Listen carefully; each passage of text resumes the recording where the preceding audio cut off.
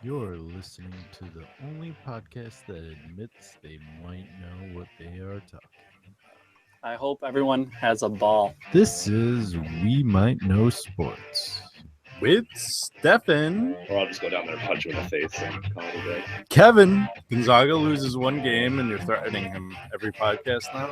And Cory. No, he starts working out. Now he's a tough guy. I am a tough guy. Oh, he's got that testosterone flowing. If anybody wants to listen to my podcast on fitness, this whole pizza in my mouth.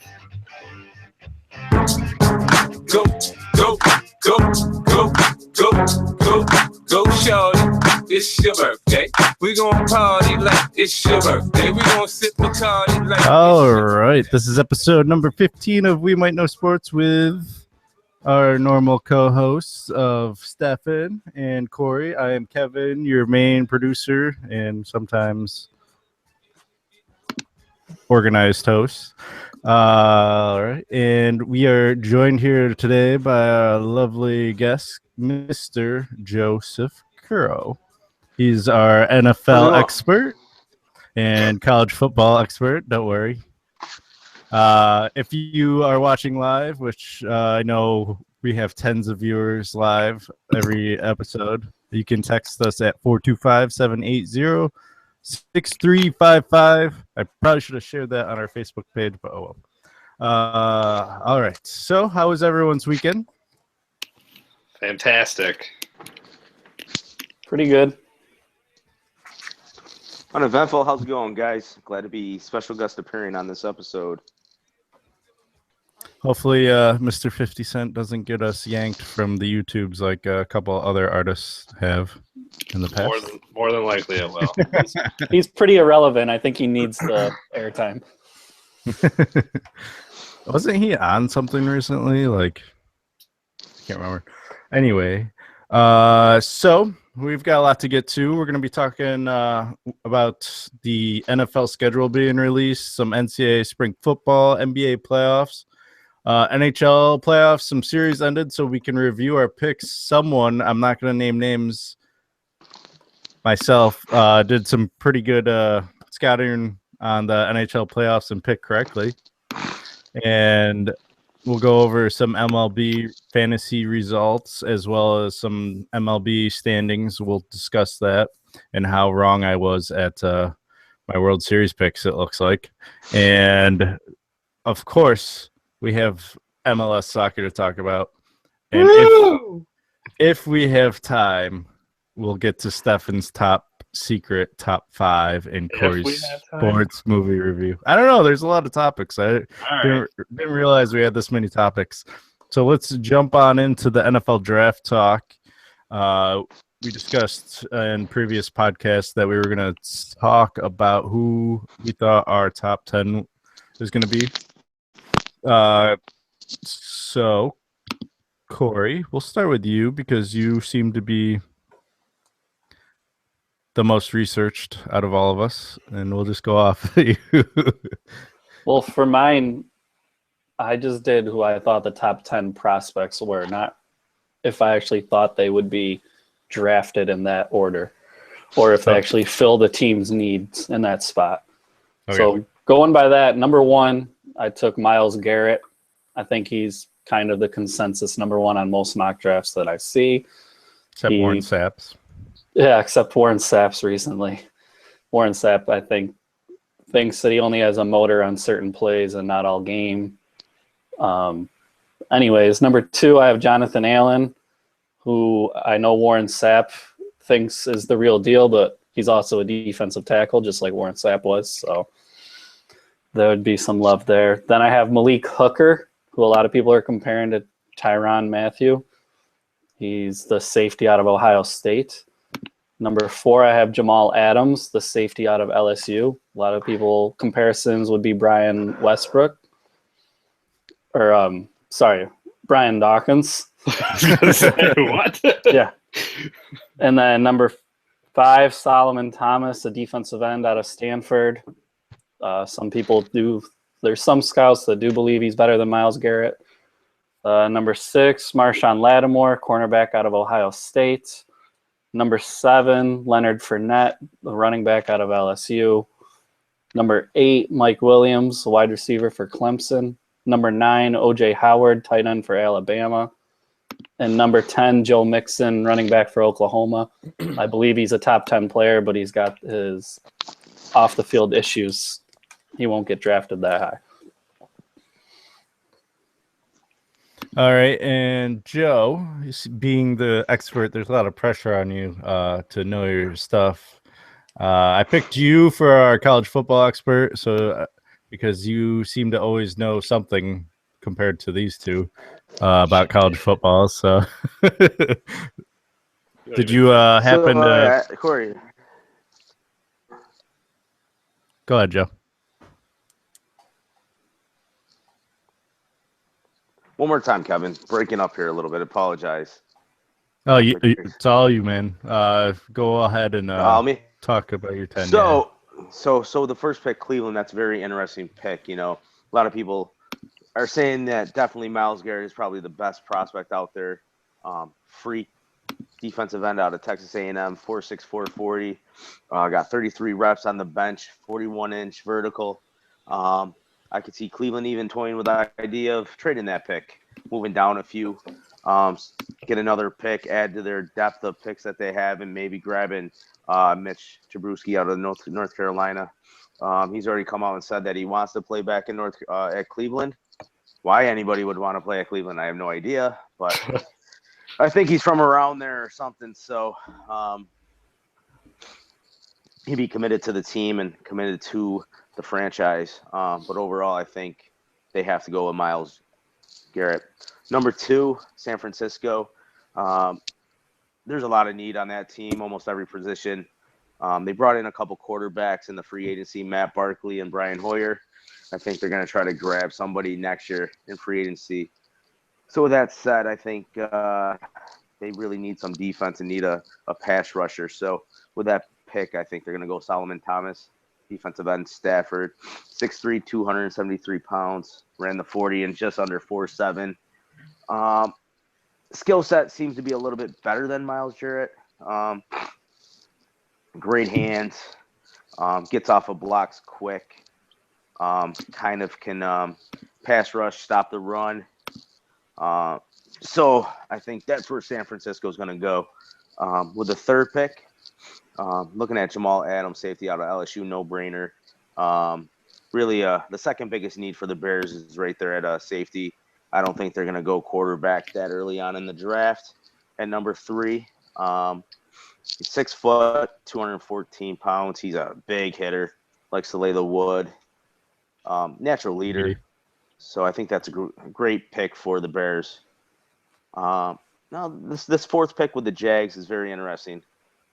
A lot of needs on that team. Some are saying that defensive line is an area that they'll go, but I think they're going to go with Leonard Fournette, running back LSU. Give the offense a little help.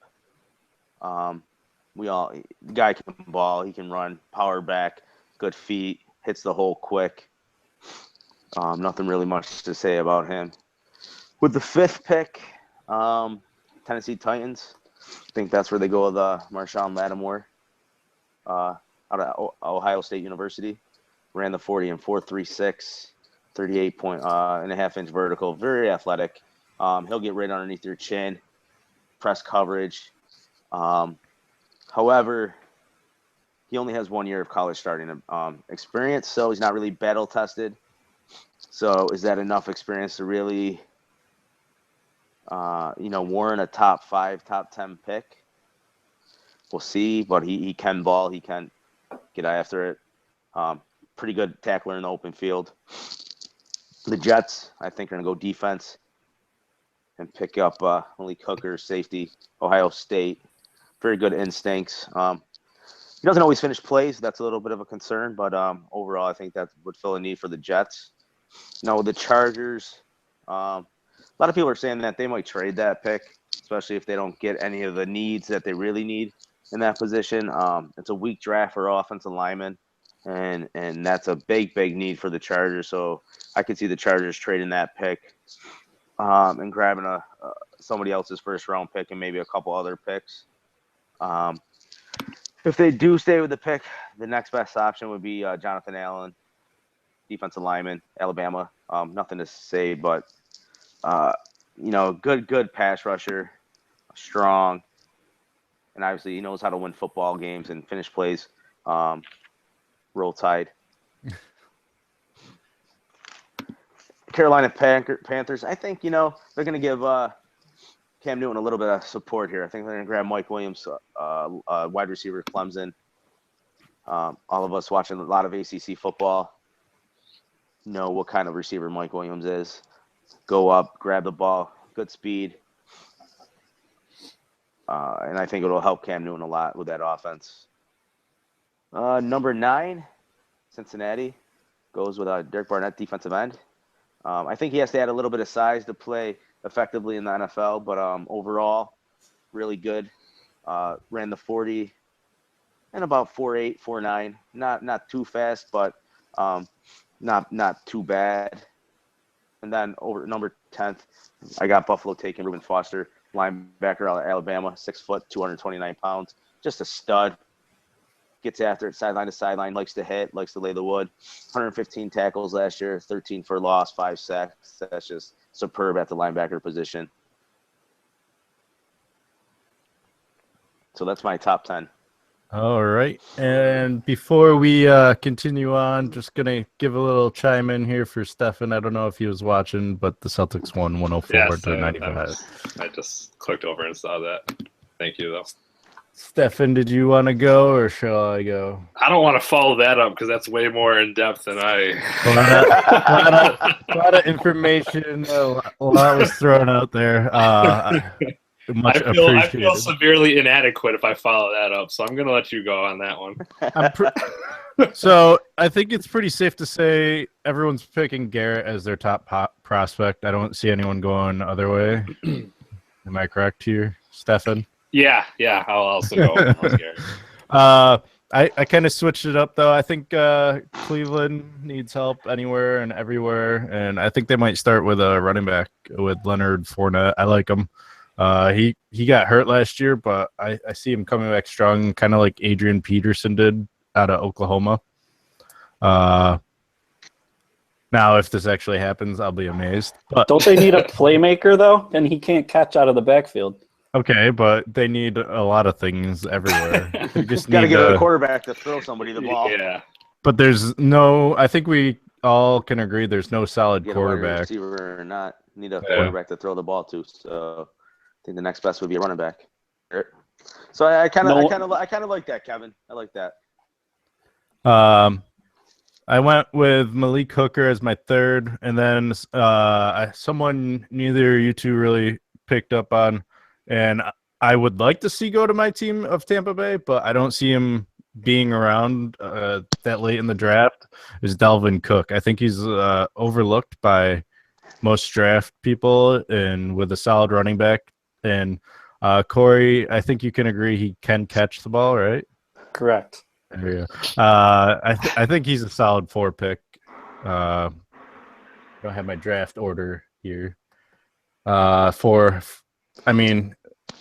Jacksonville definitely needs a solid running back, and if Fournette is off the table, I think Cook, especially coming from FSU, will definitely be a fans in the stands type situation for them.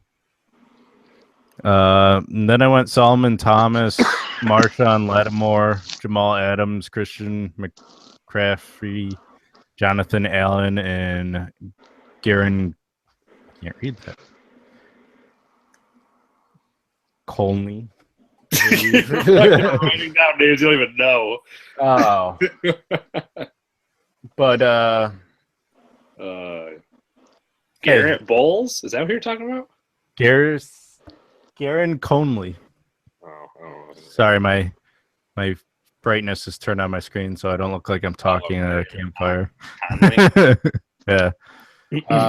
Go ahead, Stefan, and then we'll do a little more recap. All right. I got Myles Garrett, number 1 overall. I got the 49ers taking Jamal Adams. Chicago taking Jonathan Allen. I got Fournette also going to the Jaguars. Reuben Foster going to Tennessee. I think the Jets need who is even the quarterback for the Jets? I really don't even know right now. Like, who do they even have? What's They his have face? the kid out of Penn State, Joe. What was his name? Hackenberg. Yeah. Christian Hackenberg. I thought they signed Geno Smith. Or was I that the thought I heard Giants? The Was that Giants the Giants? signed All right. Geno. That was, And they that also was, had that Bryce was, Petty, I believe. Oh, Bryce Petty, yeah. Your Giants signed Geno Smith, Joe? don't ask. Don't. No. You got rid of Nassib and signed Geno Smith. That's fair, I guess. I threw up when I heard that. They also the Jets also have Josh McCown as their fourth quarterback on roster right now. There you go. So I think they're gonna take Trubisky, anyways. I think why not? You want a fun fact about Josh McCown? His daughter doesn't have enough friends to wear all of his team's jerseys. Fun fact. He's been on so many teams. Does that say a lot about his teams or his daughter having no friends? Like, is his daughter just a straight up loser or what? Like, I just remember last Halloween they posted a picture with all her friends wearing her dad's uniforms, and there were still like 3 teams missing. wow, that's sad. She needs more friends, apparently. Apparently, she's not popular. Well, she keeps moving, so how is she supposed to? That's She true. can't sustain any friendships. So I got Chargers taking Solomon Thomas, Carolina taking Marshawn Lattimore, Cincinnati taking Mike Williams. I don't know who. They don't have anybody outside of AJ Green, do they, Corey? I mean, Tyler Boyd was a rookie last year, but he's just average. He had an average rookie season. Yeah, so they could use some help. And I got Buffalo taking in tight end out of Alabama, O.J. Howard. Here's that picture I was telling you about.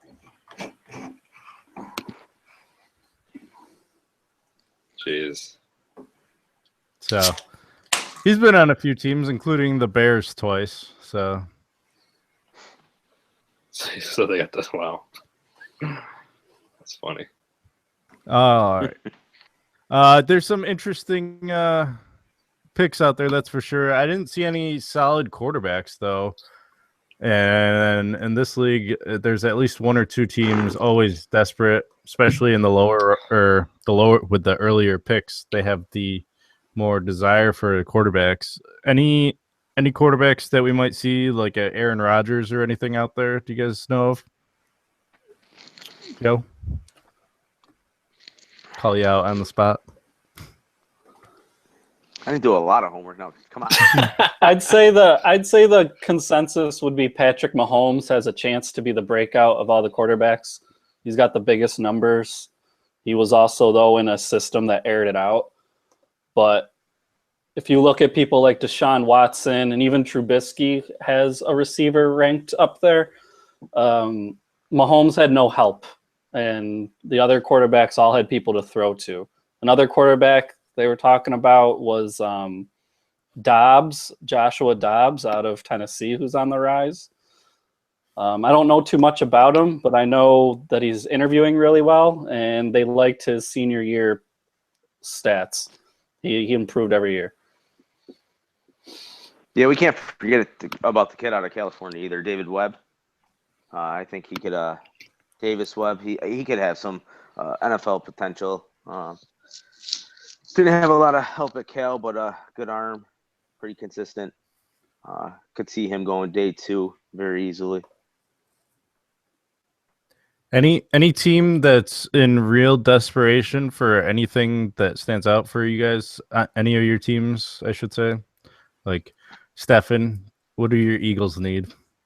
I think they filled the wide receiver position pretty well in the offseason. I still wouldn't mind seeing them take a wide receiver, but I don't feel like they really need to take one early. Definitely defense. Cornerback, they always seem to be struggling corners, so I would say that, or maybe offensive line, but there's it's not really deep for offensive line this year. So I would say probably something on defensive end. Joe, you being the Giants fan that you are, what area should the Giants be targeting? He's not going to drop that far, and it really stinks. I think if they could grab Cam Robinson, lineman out of Alabama, that'd be wonderful. It helped the backside. For Eli, he's not going to drop far enough. We already know the tight end out of Alabama is going to be a top 10, possibly top 12, top 15. So I think a good solid pick would be the linebacker out of Florida. Go defense. Need to add depth to that linebacker position. Always seems like somebody's getting hurt for 4, 5, 6 games there. But, the Giants will do something that drives me crazy. Safety or a cornerback, first round. Like they've done forever, it seems like. But we'll see. I would like to see defense, linebacker, offensive line early on, and then just maybe if we can get a steal and a running back later on, that'd be wonderful. I think we need to add depth to the running back position. Running game's horrible, as we all seen the last few years, and I always say Eli is only as good as his running game. The 2 championships that the Giants won, 2 solid years of establishing the run and being good with the run. Lately, the offensive line just hasn't been able to do it. And Cory, your Bengals, anywhere they need to start or finish? They have 3 positions of need: the linebacker, the wide receiver, and the running back. Personally, since Giovanni Bernard is going to be out for most of the year since he tore his ACL in Week 15, and they let their backup Rex Burkhead go, I think they need something with Jeremy Hill. There's some people that think Leonard Fournette could fall that far, but I don't think he'll go that far. So you're looking at a reach on Dalvin Cook. So I heard they probably won't do that. So looks like Mike Williams is who they got their eyes on. But I know Marvin Lewis said they are interested in trading, and Leonard Fournette is number 1 on their board. And definitely I could see him trading possibly with San Francisco because it looks like they're trying to get rid of that number 2 pick. So would make my top 10, right? I mean, Yeah. that's all I care about.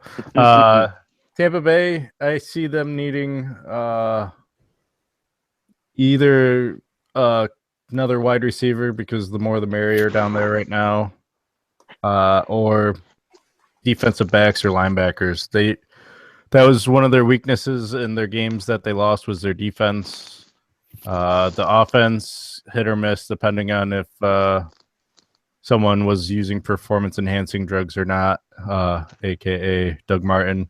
And that running back line got hit pretty hard last year with the injury bug. I think they were down to their 5th string. So if Dalvin Cook falls that far, which I don't see, even though everyone's got him being picked by Tampa Bay, I don't see him falling that far to the 19th pick. If he's around, would take him. Otherwise, defensive, they need a lot of help on defense. With that being said, the NFL did announce their 2017 schedule this past week. Anyone have a game that they're excited about? Stefan, Cory, Joe? As always, right out the gate, Cowboys-Giants Sunday night. Gotta love it. How many games do the Cowboys have in primetime? 4. I think that's the same amount the Eagles have. Missing from primetime, though, is Jacksonville and the Cleveland Browns. Is that a surprise? They should just play each other. They should play each other in prime time. See what those ratings will get. Do we count Thursday games as prime time, or Yeah, Prime time. they don't even have a Thursday night game? I thought everybody got a Thursday night game now. so they changed that rule apparently. Really? Wow. Yeah. Off the article I was reading, it was just because of There's too many shitty games on Thursdays. the ratings. pretty Every much. game on Thursday was horrible. Holy Yeah. cow. I'm excited. This is like the first time Tampa Bay is playing a Thursday night game against someone other than Atlanta, so they'll get smoked by the Patriots. So that's good. I don't think they've won a Thursday night game yet. So That's shitty. And the Giants followed that up with a Monday night game with Detroit. Then week 3 against the Eagles. Yeah, that's a big one.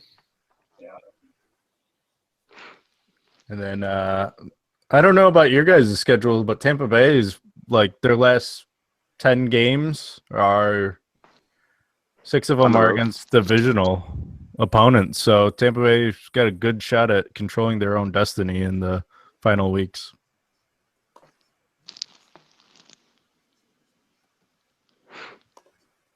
The Eagles have 5 primetime games.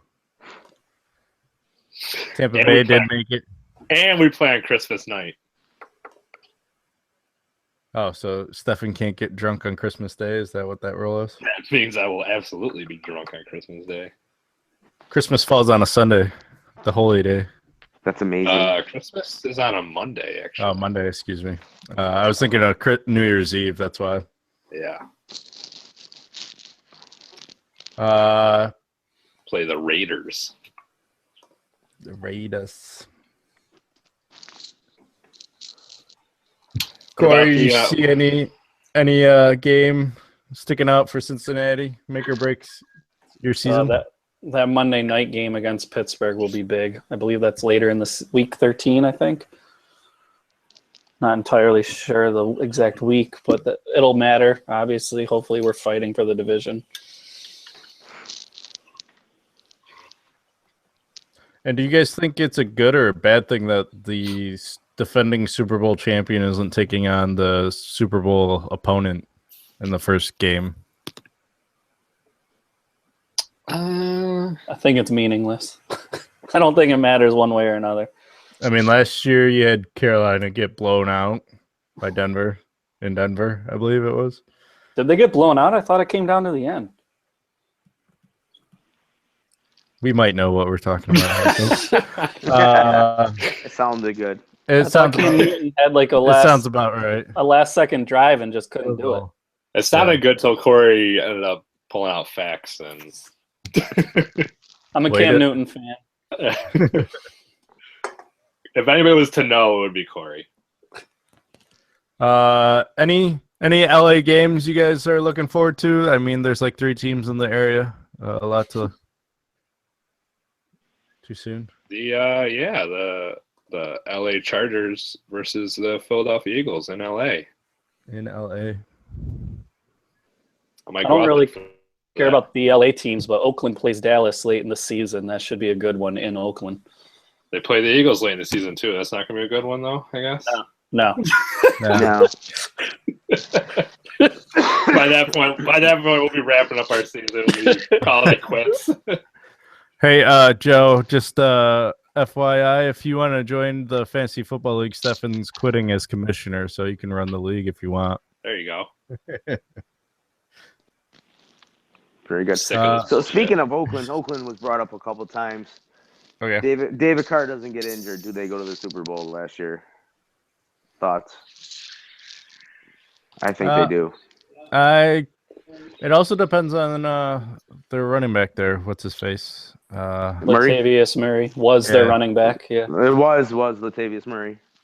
I don't know if you see the same team as last year without him, because he was a huge springboard. Once he got hurt and Carr went out, obviously they suffered, but I see Carr suffering without any support unless whoever they pick up. Who'd they pick up? They're looking at Marshawn Lynch. They haven't grabbed anybody. So, I mean, I was definitely a big fan of Oakland last year. It's still kind of tough to pick them over New England, I think. well, it's every other year with New England, so I don't see New England in the Super Bowl this year. No, but he was saying last year. He was saying Last David year. Carr- Last yeah, year. David Carr didn't go down last year. No. Derek Carr. Derek Carr. David Carr, Derek Carr. Same difference, right? So one of last name. The older brother was a little different.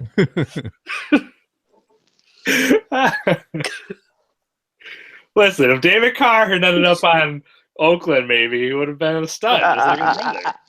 If he didn't get fucking stuck in Houston and That's a whole other conversation. Would you rather have Andre Johnson as your lead receiver or Crabtree and Cooper? Honestly, I'd rather have Crabtree Johnson. and Cooper, obviously. Johnson. No way. Amari Cooper all day long. Andre Johnson's a Hall of Famer. The other two aren't even anything. Amari Cooper doesn't get enough touchdowns. I found that out the hard way. All the touchdowns seem to go to Crabtree. Amari Cooper just gets yards. No, I think Oakland would have been too inexperienced. They don't have the playoff experience that the Patriots have. I don't think they would have made it to the Super Bowl this past year. I don't know. All right. And do we see a change of guard at all because of the schedule? With some of these teams controlling their destiny, like Tampa? As far as what is Tampa actually making the playoffs? Is that what you're talking about? I don't. That's another subject for a whole nother podcast. We'll save that for our season preview All right. in August. But did anyone schedule give them the easy road? Should I say? Absolutely, Green Bay's. Green Bay's a good team. You're giving them the 18th easiest schedule or 18th hardest. So I mean, you're below average. Mm-hmm. You gave them a nice path. The 18th. Wait, what are you saying? They're the 18th. The 18th most difficult, but that makes you below average. So okay. I mean, just barely below average though. Not much. Hey, Aaron Rodgers with an average schedule will get wins. I heard Buffalo has like the fourth hardest or something. No, the top four are all the AFC West. Oh. But Buffalo's up there. They're fifth, sorry. They're just Okay. outside. All right. Yep. So they're looking to extend their playoff drought, more than likely. Yes. They're just waiting for Jim Kelly's son to come through. That's for all the Buffalo fans listening. Just wanted to point that one out for you. Where's Marv Levy's son when you need him? Just like Kevin's waiting for Jim Boeheim's son. Buffalo has a good chance of maybe making a little move. 25th. What I'm looking at here as far as strength of schedule, they're rated the 25th hardest schedule. So maybe the Bills. Oh, somebody was listening. We have a text line. You could text the text line, not my phone. The number is 425-780-6355. Wait, so you said that it says that they have the 25th hardest? That's where I'm looking at. I've heard from other people that they had like a really hard schedule this year. CBS has the AFC West as Denver with the hardest, then KC, then the Chargers, then Oakland, then Buffalo. Top five. I have I'm not saying CBS is the end all be all, but it's all subjective because you know what? All those teams, you look at schedules from last year, and none of those teams are going to be the same. There's going to be. It doesn't matter. Yeah, I was looking at one where it was like projecting the records, and it was like Carolina was 9-7 after last year. Yeah. I don't see that happening. So Right. Yeah, I try not to buy too much into that. Especially this early. Right, exactly. All the free agency moves haven't been completed. Draft isn't even done. I mean, you don't even have the injuries from preseason and training camp yet. Mm-hmm. Because there's going to be a bunch of those. Whoever goes down for the whole season. Yep.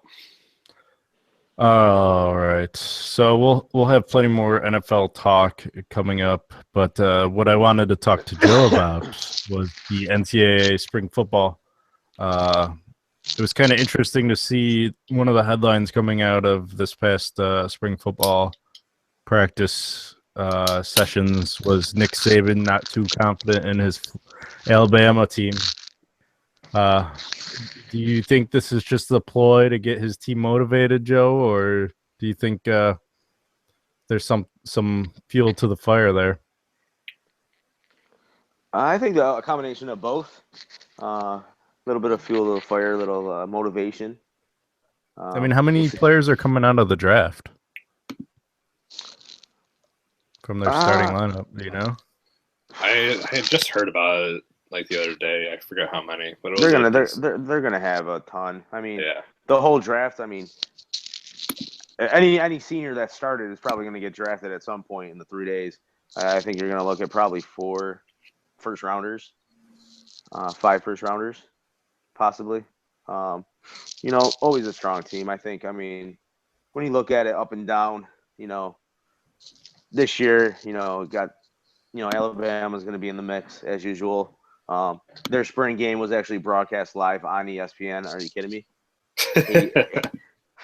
Crowd. I mean, the thing was packed. Texas A&M had theirs broadcast too.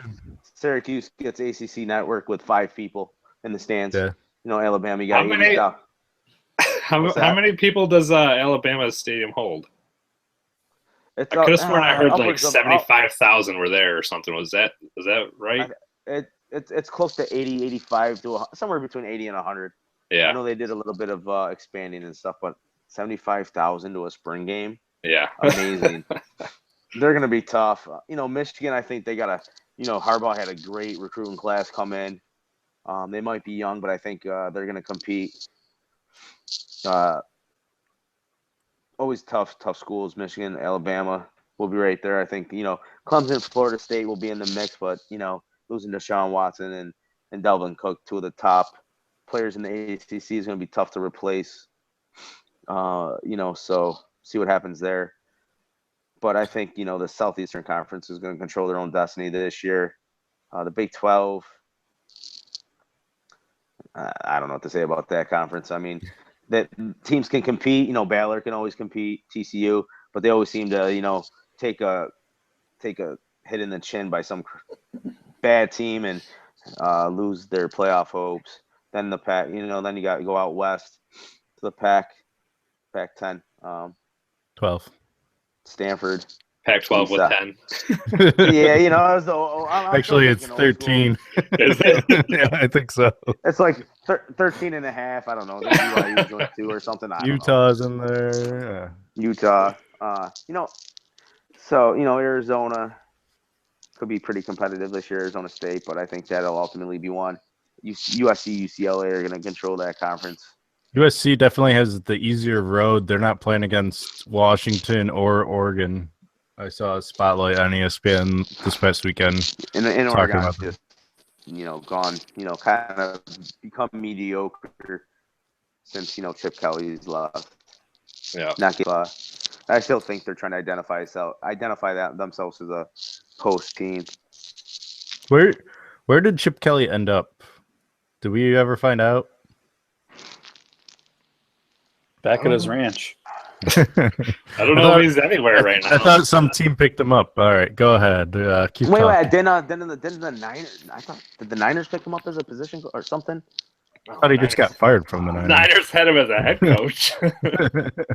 Yes, they did. Good call. For one season. I don't know how you can fire somebody after one season. He's helping Navy football right now. Yeah. Oh yeah, I just saw that. So he didn't have enough control of his team. I think that's why they fired him. Had nothing to do about wins or losses. That sources close to the team and sources close to that team, and I do have a source close to that team, said that the locker room was disgruntled. Chip Kelly was not anything special for the organization. A lot of infighting with him and management. He wanted a little bit too much control. That's how he was with the Eagles too. And then you have the whole Colin Kaepernick thing, and just everything spiraled downhill in a crappy season. And my one thing I always take away from spring is, do we even really need that final spring practice game? Other than for TV ratings or Alabama to sell some more tickets? I'm pretty sure no other team really sells tickets to the game, and it's pretty boring to watch and hard to follow too. I started watching Arizona State's when I was working, and I got so confused. It was either they didn't have an offensive or defensive line for one offensive series, and then all of a sudden it appeared that they had one. It's difficult to follow, hard to be entertained by it. Do we really need to broadcast these games?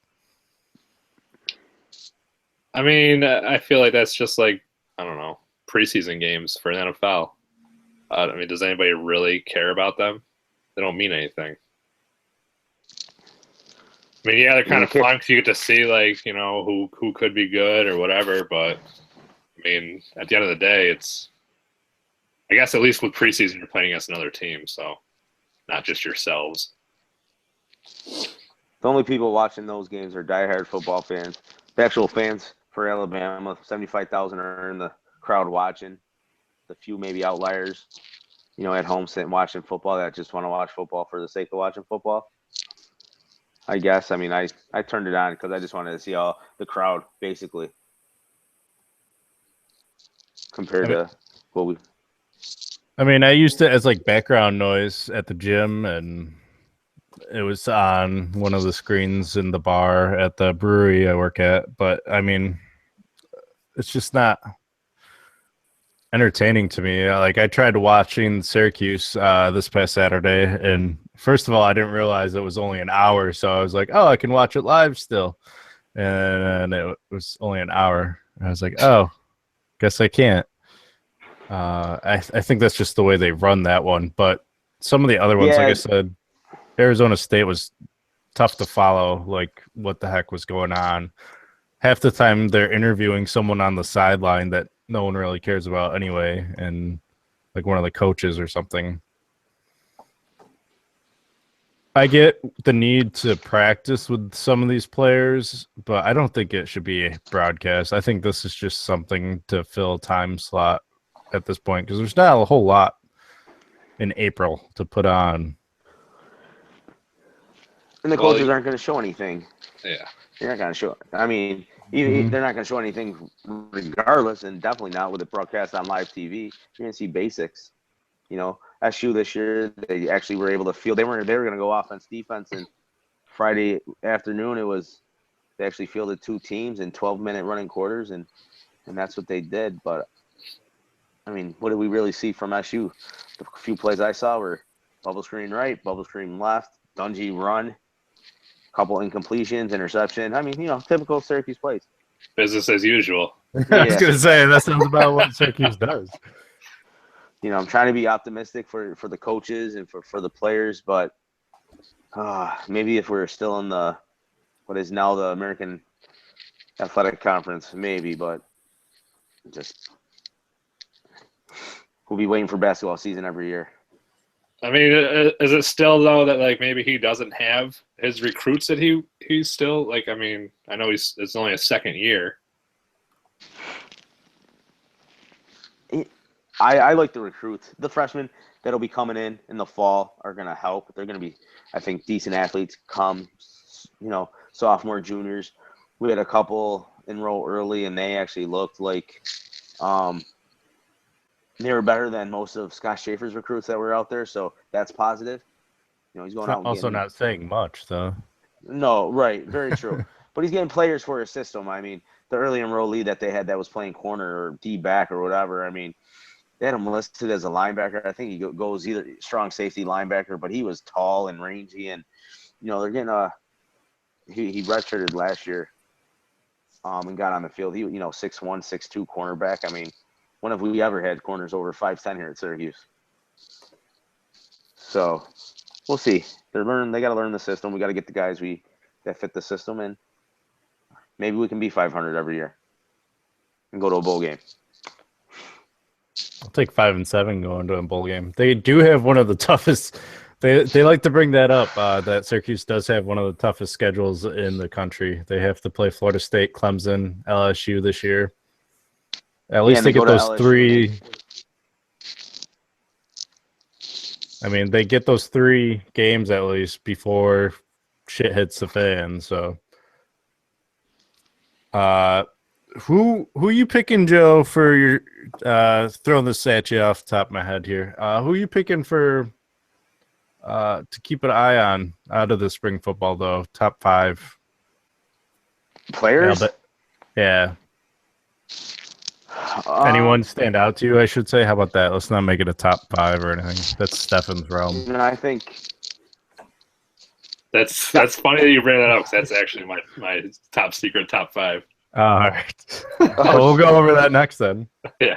I think, we got a solid linebacking core in Zaire Franklin and Paris Bennett. I think Jonathan Thomas is going to be, the player to watch, see if he can step in and add to that that dynamic duel, if you will. I think in the defensive back, we got Antoine Cory back. He had a pick 6 yesterday. Was that a pick 6 or was that just like I got confused because they gave him a field goal. Well, they changed the score at the start of the second period. All right. After I stopped watching. By the time the second period started, it was 7-0. Okay. I know that caused a lot of confusion for folks. Devin Butler, out of Notre Dame, coming in, fill some needed shoes there at the corner position. I think a player I want to see an exciting kid. Scoop Bradshaw, sophomore defensive back out of Tampa. The kid is just a baller. He has a nose for the football. Goes after it. I think he had a great finish to his freshman year last year with all. Now, I think he could be somebody that does.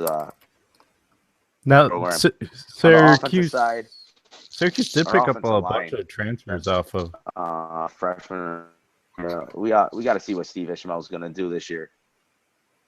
Got to fill Mbata Tau's shoes. So Ishmael's got to be the man. Oh, you bring up someone I want to talk about in the draft segment. Is he's coming in? Do you even see Edatawa getting drafted, even though he set school records, or do you think it's just a player in the system type move? I think he has to get drafted. I think 6'4", great range, goes out, gets the football. I think he said it in his interviews, and he talked about it in interviews with the media that, that was the number one question. Why did you have this breakout season? And he said, basically it was his confidence. The coaches put a lot of confidence in him. They threw him the ball. Well, that too. That helps. But, he still got – we threw a lot of people the ball over the years, and where do they land? On the turf with drops. He said it was the coaches. They believed in him. They gave him the confidence. Dungy put the ball where it needed to be, or Mahoney, whoever it was. And, I think it was a combination of just his confidence, the system, and, he was getting looks. So I think, with the right team and the right system, he could flourish. But I think he's a good overall possession receiver for the NFL. All right, and my final question: does Dungy stay healthy for the rest or the whole season this year, or does he go out again? I would like to see Dungy finish the year, but then again, yeah, he has to finish the year. I think he will. Did they bring in a freshman quarterback? Tommy DeVito, 4-star athlete out of Dasco. That's right. So we'll see. We'll see how this kid. He's supposed to be the real deal. He didn't do too well in the Under Armour high school game there. So we'll see. But he was an elite. What happened with that Culpepper or whatever? So that was one of the next things I wanted to bring up. According to, I didn't watch much of the spring game. I watched it here and there, but another college football enthusiast. My father was there, and he said that basically Culpepper looked better than any of the quarterbacks out there. So I know he was highly touted when he was coming in under Schaefer. Honored his commitment, redshirted last year. He could, push Mahoney for that second string position, and then Tommy DeVito is going to come in the fall, or actually in a couple weeks. Actually, he'll be on campus, getting ready for summer workouts, and we'll see if he can push Dungy a little bit harder. But yeah, I would like to see Dungy stay healthy. Else he puts up. But then again, we need some receivers, and right now, other than Herb Phillips and Ishmael, pretty suspect. Herb Wouldn't- Phillips. What's that? Is that Herb Phillips, like the No. sporting goods store? Herb, Irvin not Phillips. Herb. Not Oh, Herb. Herb. Never mind. Not Herb. And then obviously the running game. The running game's got to improve. All right. So we've got a lot to look forward to in the coming months. I mean, it's only April when we're getting excited about football that doesn't start for another 2-3 months. Unfortunately. I have to hang on to something. I don't watch baseball. Care less about the NBA playoffs. Come on. The Knicks suck. I don't have nothing. I'll pick a better team. As simple as that. Jesus. All right. So, Stefan, you have a top 5 you want to go about? Yeah, we have Stefan's weekly top 5. Oh, I didn't have your music. No, you didn't. We'll get to that. We'll get figure a that out. music for you. We'll figure out a little intro to it. So I'm doing a little top 5, a little too early, too soon. Preseason college football top 5 here. You guys can either, come up with one on your own if you want, or you can just debate about mine and how awful it might be. Or I'm hoping it's as good as your UFC top 5 pound for pound fighters. Yeah, I'm much more interested in debating this. Yeah. I mean, I didn't pick anything too crazy, so I got Alabama as the obvious number 1. I don't think anybody's gonna debate that. I will. Okay. I got USC as my number 2. I think that. Wait, so what is this top 5 of anyway? I'm sorry. What do you mean? I wasn't paying attention. Who's going to finish the season in the top 5? This is just this. Yeah, sure, we'll go with that. Sure. I just wanted to make sure I knew what I was debating. So the top 4 teams are obviously going to be the 4 teams in the playoffs, and then 5 is going to be on the outside looking in. Complaining that they're not in the playoffs. Yeah, a typical Syracuse basketball season. So we've got Alabama. I didn't complain. To be fair, I said they weren't going to make the tournament, and The funny thing is, I actually said they were going to make it because I just. Yeah, you two both said they were going to make it, and I was the only one who was like, I don't see it. I didn't think they deserved to make it, but I thought that they would get in. Right. Anyways, we're done with college basketball. So Alabama. you got USC. Alabama, USC, Ohio State, Florida State, and Clemson on the outside looking in. So you don't see them making it back? No, I don't think Too many losses? with a new quarterback. Yeah, I don't. It's tough to replace when you have a stud quarterback. Yeah, but Joe, am I mistaken? Doesn't Clemson have the best recruiting class in the country? I don't know If not the best, one of the top. I do believe they are the best. I was looking at something and they didn't have that great of a recruiting class. That's kind of why I had them lower. But I mean, I could be wrong. I just saw one site. There was I can't remember the team, but it was a team that you wouldn't think of as having the top recruiting class. Yeah, actually, I think I know who you're talking about. And I don't know why Vanderbilt's sticking to my head, but it's a team like a Vanderbilt or a team like that you're like, wow, how do they get the top recruits or the best recruiting class? Found out a way to launder money. Perfect. I wish SU would do that. Georgia has a top recruiting class. Miami. Penn State, Ohio State, Clemson, LSU off of ESPN. That's what I thought. I was looking at ESPN. Clemson was in the top 5. Miami's got 16 recruits in the top. or 5-star recruits. With Alabama only coming in with 3. Oh wait, sorry, wrong class. That's 2018. Never Yeah. See. Okay. There we go. mind. So I guess it all depends on where you look. Like what I'm looking at here says Alabama 1, Georgia 2, Michigan 3, Ohio State 4, There you USC 5. Yeah. I think the only surprise in this top 20 I'm seeing of the 2017 recruiting class is There you go. Florida in at 13. Clemson's looking in at 26 actually. Yeah, that's what I saw.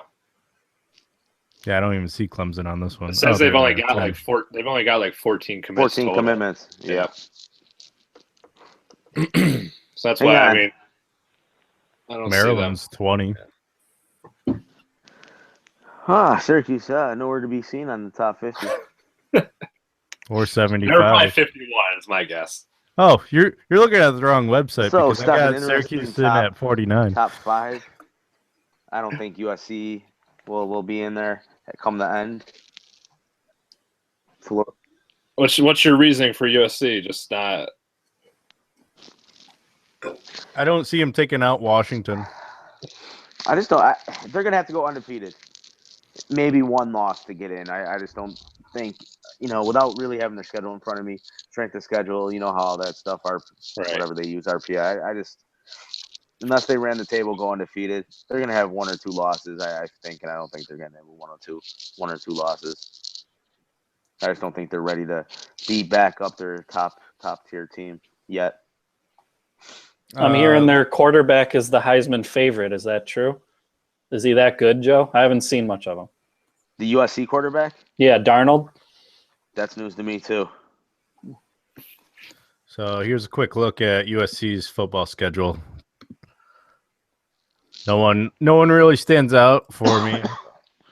So why wouldn't they go undefeated? There's a good chance. They do have to play in the Pac-12 13 and a half championship game where they might run into, say, Washington, who, I mean, Washington's head coach is known for putting teams together, and I could see him definitely running another undefeated season. The Pac-12 is really weak. There's USC, Washington, and then everyone else. So No idea what you said, but I'm saying the Pac-12 is really weak. There's like USC, Washington, and no one else really in that league. oh, you're saying it's weak, yeah. Yeah, but I mean, I don't know. Don't you know? I think they'll be there. They'll be there. Ohio State, that one burns Joe a little bit. I know that being the Michigan fan that he is, so I won't touch that subject. I don't think Ohio State, though. It's hard because of with Michigan in there. Big Ten's always a tough conference in football, in my opinion. They like to take each other out at some point. How many years has Urban Meyer been there? 4. 4? What's going on? Yeah, 4 or 5. I saw a little fun fact that every year he's only lost 1 game, I think, or something like that. He hasn't lost more than 1 game, maybe. Well, his first season there, he went undefeated, but they were bowl ineligible. Right. I don't know. So I mean, if Ohio State goes with 1 loss, you don't see them making it in. I think they will. But I'm Who's that, also Ohio State. I think Ohio State will get in. Yeah. Here's what Washington, who went undefeated, schedule looks like. They also have another cupcake schedule, so I could easily see them facing off against USC in the Pac-12. I'm just not sold on Washington. I'll be honest. Just I don't know. We'll see. I mean, I can't say I'm biased, but I do hear a little bit about their coaching staff and everything. So, Right. We'll see. That's who I think is going to be in the Pac-12 championship, though, is USC versus Washington. Neither of them have that like killer schedule where they won't be. I mean, And they Washington's don't even play each other in the regular season. yeah. Washington's got to face UCLA. That's the only thing that's really standing out to me.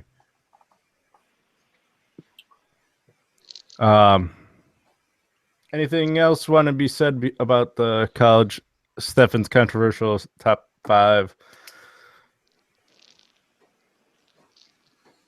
I probably want to have. I think he's going to be 100% right. I just don't. I have a hard time pulling the trigger with the two ACC teams there, FSU and Clemson. Usually one or the other.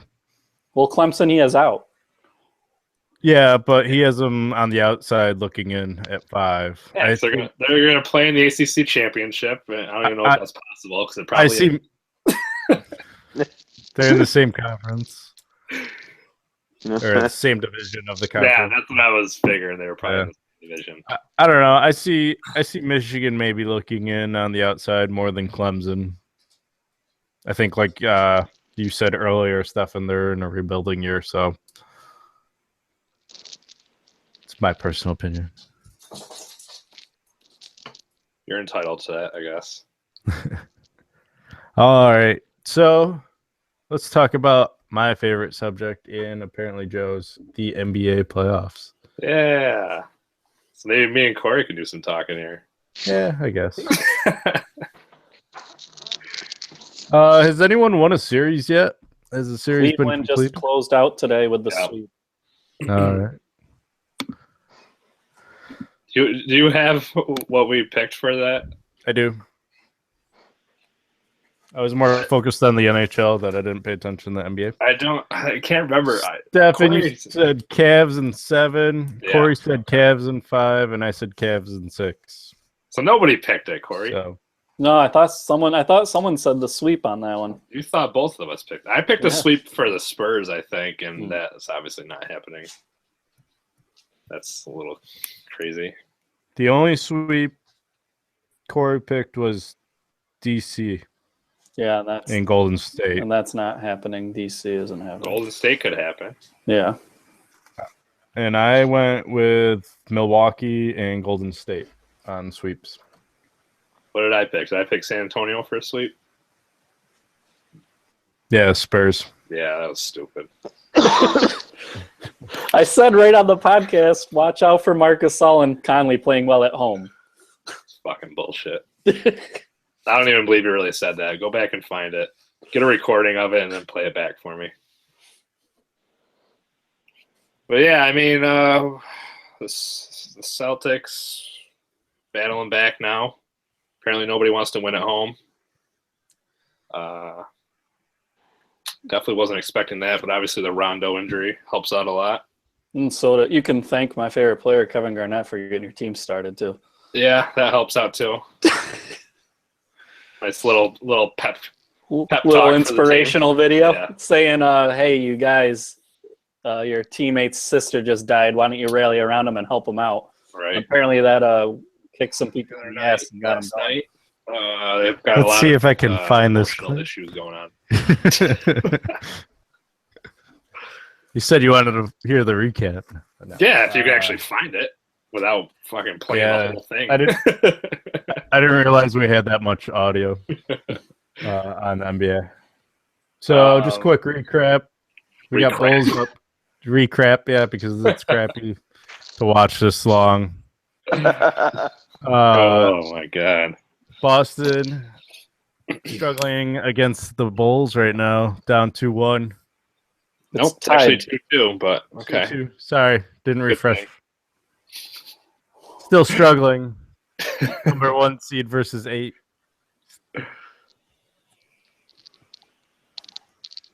It takes longer for all that information to come to the West Coast, apparently. So I guess so. It says it up on top. You look at the scoreboard. we'll skip And Stefan that. and I just talked about that for the last 10 We minutes. did just. All right, we haven't even been talking about NBA for 10 minutes. So calm your horses here. Cleveland, as Cory said earlier, swept the Pacers. And my sweep I predicted was wrong. We're tied at 2, Toronto and Milwaukee. Anything stick out in that series for you guys? Just that they keep splitting at home. No one is sweeping at home, so that is going to probably be a 7-game series. Yeah, I see it being a 7-game series for sure. Joe, did anyone on the Knicks die yet? Did you guys find a buyer for Melo yet, or what? Is Joe still with us? What was Joe's that checked about? out. Joe's completely checked out. He heard NBA and he's like, "All right, I'm done for a while." Hung everything I up. started falling asleep. Not gonna lie. All right. So the Wizards are up 2-1 over Atlanta. We all picked Washington, so it's Yeah. I still believe that'll happen. So. Yep, not definitely. too. Warriors are up 3-0. I know someone going to the game tomorrow, so that'll be exciting to hear his recant of elimination game. He was pretty stoked about that. San Antonio's tied with Memphis. I watched a little bit of the end there. That one was not too exciting of a game to watch. I mean, it was. I was gonna say, what the hell are you talking about? Memphis had the lead, and it came up to a miss for San Antonio. Was that For regulation, yeah. Yeah. And then in overtime, they pretty much hit a buzzer beater. Gasol. Yeah. Yeah, with like 0.7 left. So? Houston leading Oklahoma City 3-1. I know a lot of happy Seattle fans about that one. Did anyone see the press conference afterwards? Did you catch that, Stefan? I saw something pop up that like Russ got pissed off that they're trying to like split up his team or something. Yeah, a reporter tried to ask Steven Adams why the team seems to not play as well when Russell's on the bench. And Russell goes, "Don't answer that." And then he goes, "I'm going to tell you guys right now that it's a team game. We're not going to talk about how we play when I'm on the bench or when I'm on the court. We're losing together. We're winning together. And we're not going to answer that question or whatever." And the reporter's like, "Well, I didn't ask you the question. I asked Steven the question." And Russell goes, "Steven, do you want to answer it?" And Steven shakes his head no. And he goes, "All right, next question." I gotta find a clip of that. I'll probably just have to watch SportsCenter. It'll probably be on there. Even Samantha doesn't care about sports. Even she was intrigued with the press conference. That's awesome. That series is bumming me out because I wanted that series. I feel like it's going to end sooner than I wanted it to. I think I picked them, Houston, in 5, just because I just feel Russell has no help yet. Yeah, you and I picked him in. Whoa. Sorry, I got distracted with one of the headlines about Russell Grant. Go Warriors. Westbrook. Go Warriors. Let's see if I can get this audio to play. The thing that kind of catches my eye about this series is I feel like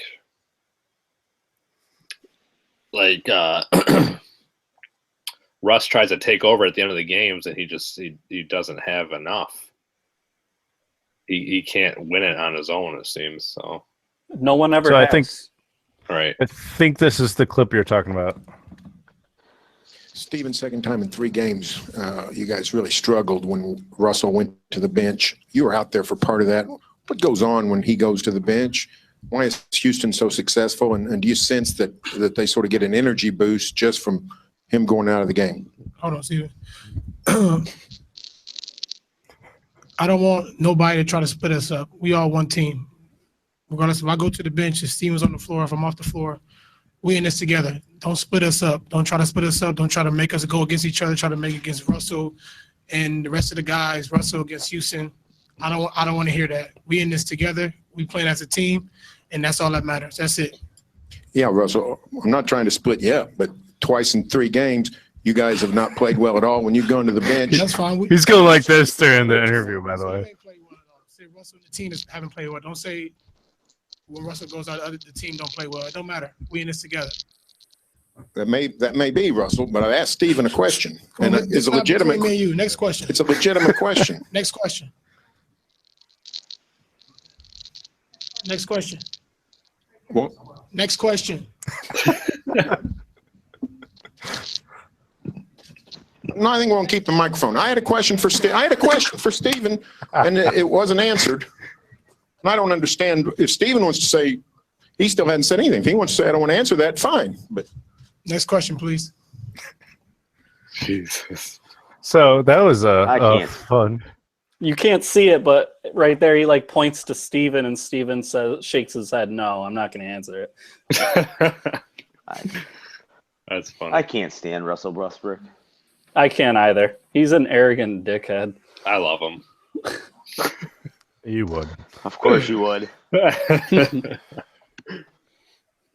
So, we both, Stefan excluded, picked Houston in 5. Stefan picked them in 6. All right, so I can still get one more. Yeah, that's still feasible. Still feasible, but with press conferences like that, I don't know. Just gonna piss them off, play even harder. Apparently, Joe's done for the night. See you, Joe. All right. So with the last game in the NBA to talk about LA Clippers versus Utah Jazz. Clippers are up 2-1. Game 4 currently underway.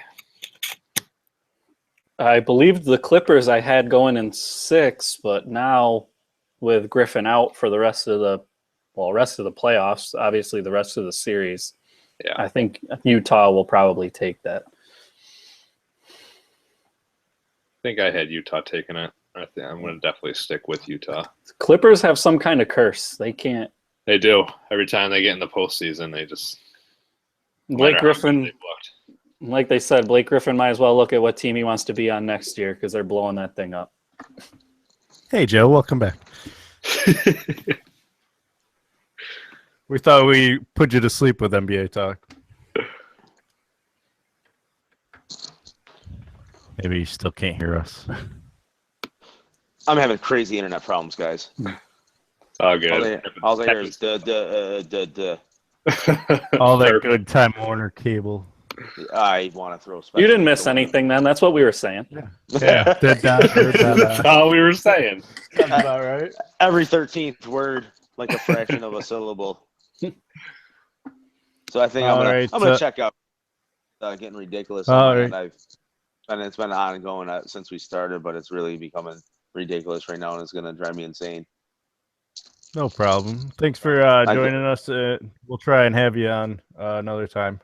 Absolutely. If we get closer to the football season, guys, I'll be more than happy to join and talk some true American sport of that game of football. As long as you take down calling basketball an American? Take down that Giants blanket. You're welcome. Basketball's all right. College basketball's all right, but nothing better than football, college football, NFL football, and what was that stuff? And take on the Giants blanket. Yeah, please. I think we might have a start of a seasonal bet here. Oh, you want to do? I will put that Giants blanket. I will put that Giants blanket or one of my Giants blankets in a fire if the Eagles finish with a better record. Wow. What about you, Stefan? Yeah. Live on We Might Know Sports. Oh, We'll do it live. Do the Giants sweep the Eagles in the season? Joe? Absolutely. Yeah. Absolutely. Are you kidding me? Easy. Come on. Remember the miracle in the New Meadowlands there? That's all you got to talk. That's all I got. I'm having a slight case of amnesia there or something going on. What are you talking about? I'll come up with something. I can't light a blanket on fire. I mean, that's talk about un-American. That means you're not that confident. I'll find like a little like Eagles flag or something that's like a $2 or something. And I'll light that on fire, I guess. All right, bet we'll come up with something smaller than the blankets. I don't want to burn my blanket either. I didn't think you did. But that's a pretty risky bet right there. I got 4 that are pretty close to that. 3 other ones that are pretty close to that one. And I'm pretty confident though. Pretty confident in the Giants finishing with a better record than the. I think they could do that with Eli Manning getting hurt. Stop. You need to go. You're drunk or something, man. Your internet needs to just shut off at this point. Gentlemen, enjoy your evening. Have a good one, man. See ya. See ya. All right. So we have a couple more minutes. We have like 15 minutes to talk about our favorite subjects of NHL, Major League, MLS, and maybe Cory's movie if we have enough time. Did you guys want to do a quick recap of our picks from the NHL, what we've gotten right and what we haven't? I think I've already lost. I picked the Canadians. I'm out. I might as well leave. I'm done. Canadians out. Blackhawks are out. So, Yeah. Stefan, let's talk about this Toronto Washington matchup since Cory's out apparently. No. Oh, he stayed. All right, cool. So Oh shit, that series is over too now. is it? Did you notice that? Yeah, look up at the top. Done. Game was on tonight. Oh, hey, look at that. So the Capitals ended up taking it. Cory, you were right. Wow, one of them. In 6, you had it completely. What a smart guy he is. This guy is like a Barry Manilow. What? I'm Or pretty what's much that an guy's ice name? Barry- connoisseur. What the hell's his name? Not Barry Manilow. That's a fucking singer. Yeah, it so is. much. I think What is Stefan. Barry Melrose. Barry Melrose. There you go. That's, I knew it was a Barry M. This is what happens when you mix beer in this podcast, apparently. I just It knew Barry becomes M. and better. the first thing- Barry Manilow was Better. the first thing that came to my mind. So Stefan, you were the only one right with the Canadians and Rangers game or series. That one is also over. You picked the Rangers in 7, but they ended up winning it in 6. Close enough. Cory and I both picked Montreal. Cory picked them to play in the finals. Obviously, not going to happen. Obviously, I know a little bit more about the NBA than the NHL. We all Give picked me Pittsburgh, the next matchup. And Stefan was the only one to pick it in 5. I picked it in 4. So did Cory. Let's go, Stefan. However, I was That's what the only hurts. one to pick Ottawa. And I got it right in 6. You two both picked Boston. Stefan in 5. Cory in 6. Did I pick them to go to the Stanley Cup Finals? Yes, you did. Yeah, I thought so. Yes. I thought Who so. did you pick, Kevin? Are your guys alive? I picked Pittsburgh. We'll talk more about the West Coast or Western Conference in just a minute. I don't think anybody picked this, did they? I picked Nashville to sweep. No, you didn't. Yes, he did. Yeah, I did. That's bullshit. You picked them in 5, Stefan, and Cory said that Chicago was going to turn it around, if I remember correctly. They did not even win a game. Oh, they turned it around. They turned At it around least- and won right back home. They turned it around and at least scored some goals. They at least scored some goals in the last 2 games, but not enough to win. They did cause overtime, but then Nashville in Game 4 won 4-1. So, and then moving on to Minnesota, St. Louis, we all picked St. Louis. St. Louis won 4-1. Stefan and I picked a sweep that did not happen. Cory picked it in 6, so I should have went with the 5th pick. But we all got that one right, just not in the games. Hey, we can actually predict our next set of series here. Anaheim swept their series. Cory picked that. Anaheim in 4. I picked Anaheim in 5. Stefan picked Calgary in 7. God damn it. And Not then even close. coming in, yes, my team is still alive. I picked Edmonton in 5. They win in 6. So Cory and I were both wrong with the number, but we picked Edmonton, and Stefan picked San Jose in 6. I told them not to do it. Sharks can't swim in oil. Yeah. Everyone knows that. No, but it's the Oilers. And The Stefan people. Stefan's Stanley Cup is officially closed after the Yes. first round. Means I get to drink more. I mean, I don't mine's think that's barely how that alive. I can pick a new Stanley Cup. It's okay. Yeah.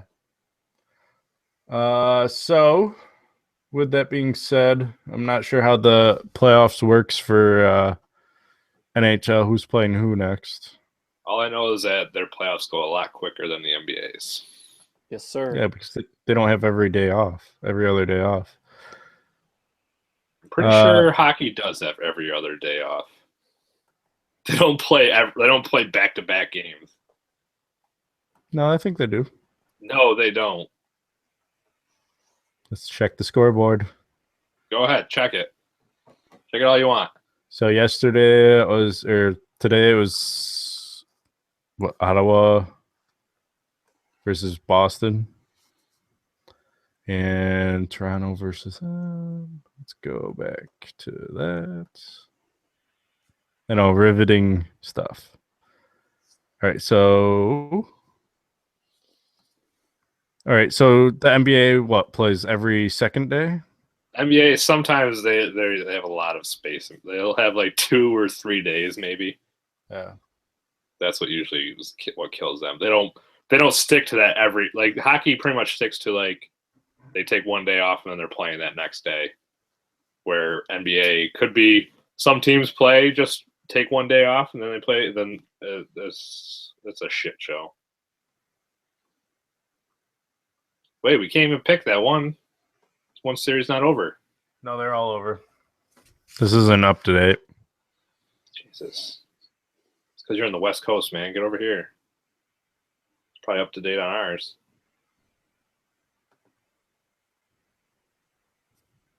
All right.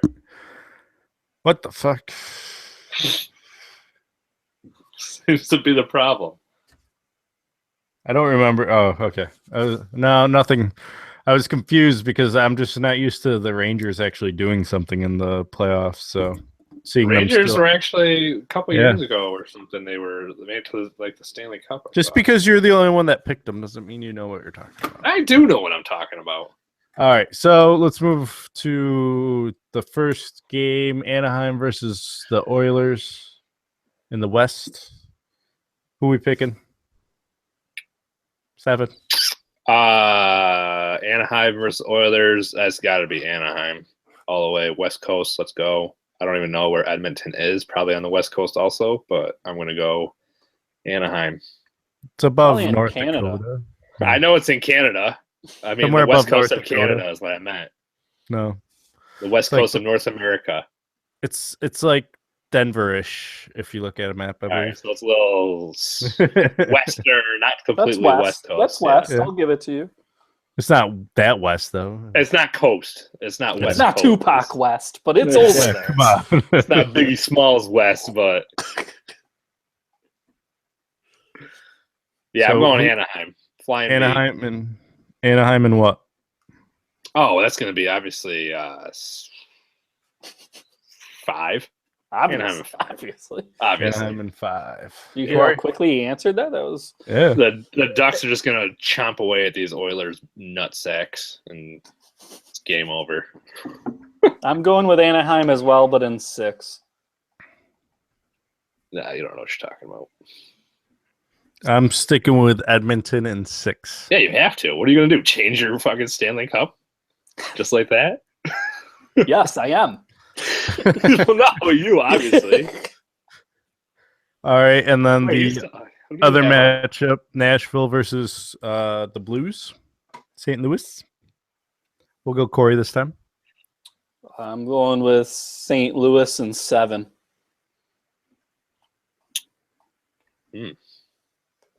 Stefan. St. Louis and 7. Interesting pick. Do I know something or don't I? You don't. That's for sure. I'm gonna say Nashville looked good. They were They're a the wild card. they were the last team to get in the West, and obviously proved that they were very well underseeded in this playoffs. Either that or the Blackhawks were overseeded. however you want to take it. The Predators, like they kill aliens all the time. Blue is my favorite color, St. Louis Blues. But Alien versus Predator, great movie. Why are we talking about aliens? The Predators in general. I mean, you ever seen them take off their masks? Like their face is just disgusting. Well, Predators in 6. Predators in 6. All right, and I'm going Nashville in 6 as well. Kevin doesn't even know what to say after that That was analysis. just painful. Moving on to the East Coast, the Rangers versus Senators. I'll pick first. I'll do. Who did I pick? Neither of my picks worked out for me. So let's go with Rangers in here we go. in 5. I got Rangers in 6. Let's hear your logic. Stefan. My logic? Try and My keep logic is that Montreal No, actually had a good defense, and the Rangers outscored them. I was talking Stefan because he Oh. was the aliens and predators, and let's Oh, try and keep yeah, it. I'll let him go. Corey actually had legit logic though. Like Yeah. I had to shut that down because I wanted to. He doesn't want to keep this at a good level. Let's not Let's keep bring this this down. respectable. Well, all right. So here we go. This we've got. Let's bring it down to the Stefan level now. Let's bring it down to the old Saxby factor here. Can we have your top 5 mascots coming up soon? This will be an episode coming soon. Top 5 mascots. So we've got the Senators and the Rangers. So not big on politics. So I'm not really feeling the Senators. They seem to just do a lot of bullshit around. I don't really know what the fuck they're doing half the time. Do you even know the New York Senator? No, I don't. It was Chuck Schumer, maybe. I don't even know. Is it? I don't know either. I Oh, okay. just wondered if you do. Well, he's probably an asshole, so I'm not going to take the Senators. I would love to be a mountain ranger. It sounds like a cool-ass job, or even an army ranger. I mean, there's so many different like avenues you can go with a ranger. Just you can drive there's a car that's a ranger, I'm pretty sure. Yeah, Jeep. No, that's a Ford Wrangler. Ranger. Ford Ranger. Bye, Kevin. So I mean, just the Ranger just sounds. I mean, the Rangers just sound all around badass. So I'm going to go Rangers on this one. I'll take over from here. So we've got Rangers in 7. All right. After a lot of analysis, we came up with a conclusion. All right, and I'm gonna go Pittsburgh in 7, just to throw 7 in there because one of these games has got to go to 7 over the Capitals. Corey, before we get to Stefan's riveting review of Actually, this is probably the first series that I'm really going to pay attention to because you do have Ovechkin and Crosby. So dropping names, I did say Crosby I felt was the best player in the league. I still think that. So I'm going to go with the Penguins in 6. Stefan, I can't wait to hear it. The Capital versus a Penguin. What happens? what's going on here in this mess of thoughts and ideas. real mess. Is we've got, Penguins. Just you got the Penguin from Batman. Danny DeVito played him. That was pretty phenomenal.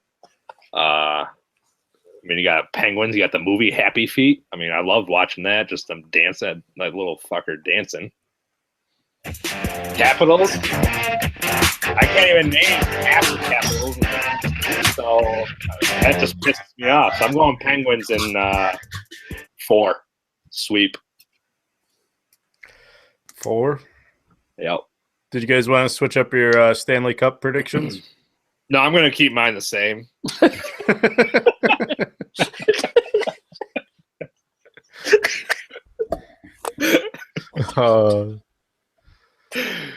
Yes, I would like to change up mine, please.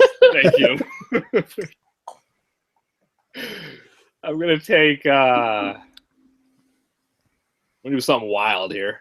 I'm gonna go with Predators versus Penguins. Corey, did you want to pick East team? Sure. You know, you didn't even pick the Blues. What? You What'd didn't you say? pick your Blues. I didn't pick my Blues. Oh wait, yeah, you did. Never mind. Sorry. Jesus. Pick the Blues versus Canadians, right? So now I'm going to go the Blues versus the Penguins.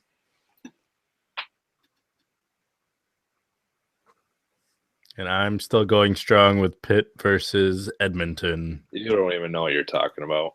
Hey, who made it through round one with both his teams? Listen, if my logic was just a little bit better.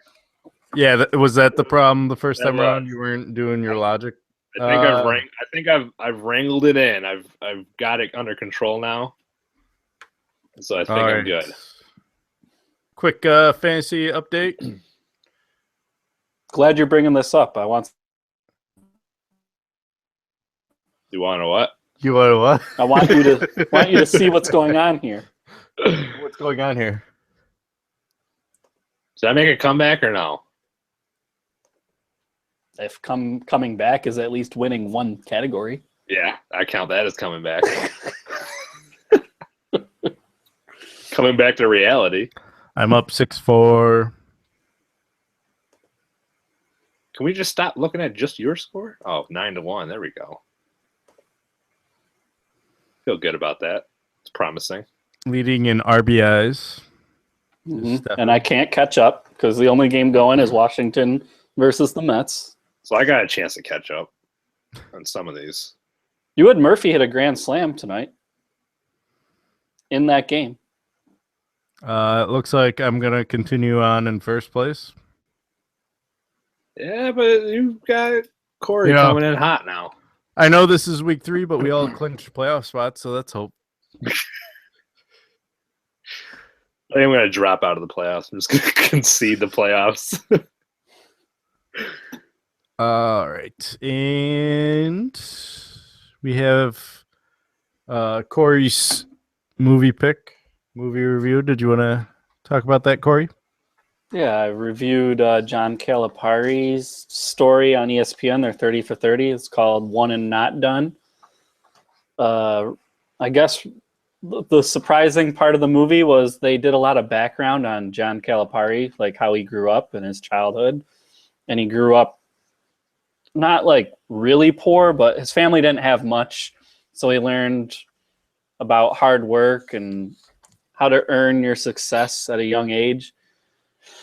And then he came into his schools with this hard on his team, that he really struggled to get along with Marcus Camby at UMass and with John Wall at Kentucky. But then it had some interesting stats I'll go over real quick. John Calipari is, after seeing the documentary, a much better coach than I had him listed as. One, he has 22 players that left as a freshman, and all of them were drafted in the first round of the NBA draft. He has 40 players in the NBA. Their current contracts all are more than $1 billion. Another thing he was proud to say is he actually forces his players to go pro. He told Camby he had to go pro. He told Cousins to go pro. And he told DeJuan Wagner of Memphis to leave. He said that he uses that as a recruiting tool because one quote was, "I made Boogie go pro and earn millions. And now look at his mom lives in a house on a golf course." He said he uses that to recruit some of the young players to get them motivated to come there and get a quick trip to the NBA so they can help their families out. And I'm sure people are wondering about his past as far as UMass and Memphis.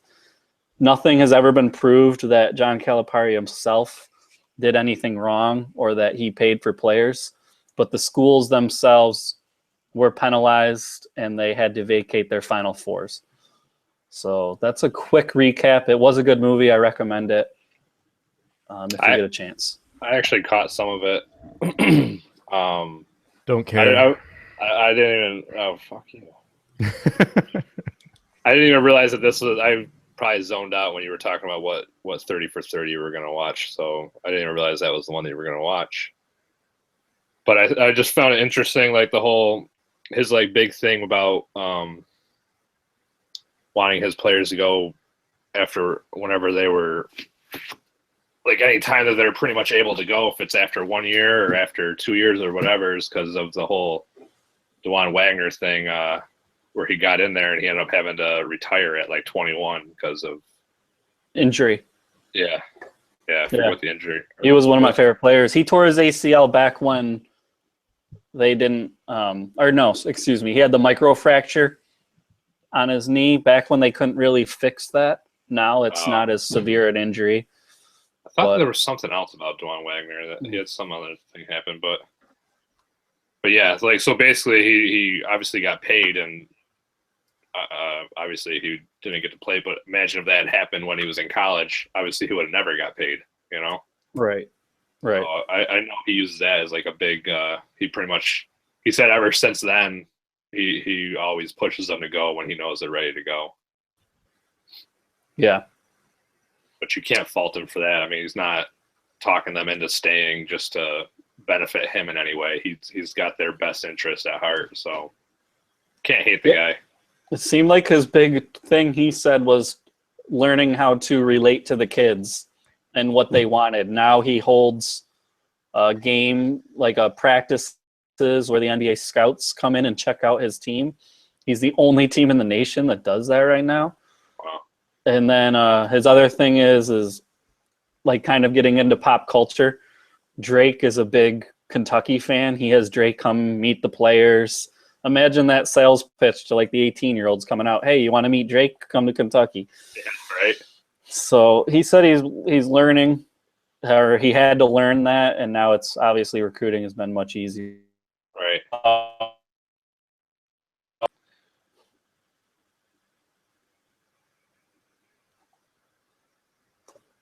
Say that again. I said I just thought all that was interesting, like as far as him learning the pop culture and how to recruit. Right. Yeah, I mean, I just caught a little bit of it, so I can't say much about it. But I've never really hated him. I know a lot of people don't like him just because they think that he's shady or whatever. But like you said, he's never really been proven to do anything wrong. I know the whole thing at UMass was more Camby doing something with. Well, Camby did accept gifts from the school, but not from Calipari himself. Right, exactly. That's not. I mean, you can't put that on Calipari. Right. It's not like he did anything wrong. I feel like it was the same thing with Derrick Rose. Right. So I know before I heard all that, I mean, I kind of always thought like he did something. He's doing shady stuff. I mean, to have all those top prospects coming year after year, like you feel like they got to be getting something out of it. But I think all of them are just truly they know that's one of the best ways to get into the NBA. Yeah. All right. We went a little long here. So we'll skip the MLS, and we were going to talk about Aaron Hernandez, but I think we can save that for next week.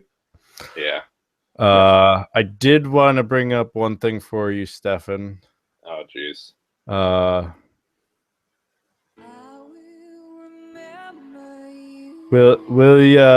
Will you remember Gonzaga basketball as you once knew it? Don't let your life pass you by. Gone too soon. Another player to the draft. You know who? Who are you talking about? Goss? Goss, yeah. Yeah. Okay. How's he gone too soon? He'd be a senior right now, anyways. So, or next year. Not gone too soon. That's what, number 2 going to the pros? There's actually a third one that is declaring for the draft but not signing an agent. Who, Williams? Yeah, Jonathan Williams. So, not looking too good for your Gonzaga team so far with returners. But at the same time, it opens up some spots for scholarships. So we'll see what they bring in. They'll bring us some transfers, or who knows? You watching this season?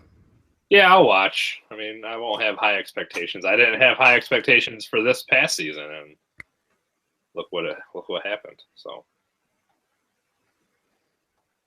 who knows? They had some people redshirt this year that could be good players next year. So we'll see. Not writing them off yet. Not yet. Not yet. All right. Well, this one's been a lengthy one. I don't know about you guys, but I'm feeling exhausted after this emotional roller coaster that we had. So thanks for Joe for joining us. Look forward to having him on more come football season. It'll be fun. Working on getting one of the two Bens on our show for the UFC 213 preview. But that's a couple weeks away. We still got to get our March Madness winner. March Madness winner. Yeah, I guess. But he's got a very busy schedule apparently, so yeah, he's too good for us. Who won our March Madness, Gary? Or he's just a little bitch. Could be the other thing. So we will see who we have next on this show. I don't know if anyone can be as well prepared as Joe was, though. He was definitely prepared. Dropping combine numbers. He was definitely prepared for the draft, yeah. Yeah. I was not expecting that. I was like, there ain't no way in hell I'm following that up. Hell no. So I thought Cory's was pretty detailed, and then Joe comes out and fucking put mine to shame. just dropped all sorts of numbers and facts, and I'm just like, hell no. Made Stefan and I look like we're just here for entertainment value or something. I feel like that's all I'm worth anyway. So yeah, I can't wait for next week's top five. Pins and needles. That's the new hot topic. New hot topic. You got a preview for next week's top five, or do you No, want I to have say no that? idea. All right. It's kind of a spur of the moment type of deal. All right. So as always, I'm Kevin with my co-host Stefan and Cory, and this has been episode number 15. We've done 15 of these, Stefan. Fuck. Cory, you've done 13 of them. You regret remaining on. Yeah, you'll never be as good as us with our 15. I'll never catch up. I don't know. We'll always have that 2 episodes more experience. Unless you miss one. Yeah. That's true. It's still possible. You guys can have your own podcast as well. Yeah, we're going to do a sidecast. Sidecast. Do it live on Facebook and outdraw this one again. I don't know. Apparently people care about our college basketball opinions. Maybe next year. Especially at halftime. We'll just do a halftime analysis of every game we can. Yeah. All right. So signing off for tonight. Thanks for tuning in. We should be back on Monday next week and from there on forth. A couple of weeks, Stefan's going to be here probably. I'll make him sit behind Tampa Bay. No. I won't make him sit behind Syracuse. And we'll have packing his blankets and packing the blankets. Oh yeah. I'll rip them down. For the blankets. I will rip those down. Here in my studio. I will support your teams when I come to your studio. That's it. Whoever wins the beer mile gets to choose what blanket they want. Riveting video to come. That's a good bet. That is a good bet. Better than burning blankets here. Yeah, I don't know what the hell he wanted. That was coming hot right there. Came in super hot. Like Jesus. Next thing you know, he's gonna burn down a house or something. Fuck it. Well, there's my next clip for when I have time to put an intro together. All right, so thanks for watching our 2 viewers that tuned in. Yay. See you next week. Later.